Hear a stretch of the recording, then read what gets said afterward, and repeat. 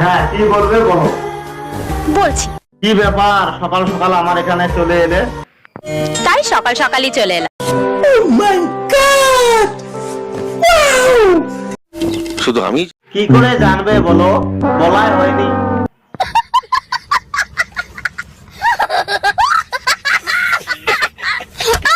টাকা টাকা চাই, আরো আরো টাকা। না, ওকে আর একটা টাকা দিও না। না আমি যেতে পারবো না। ও বাবা, তোমার দ্বারা কিছুই অসম্ভব নয়। ঠিক বলেছেন আপনি।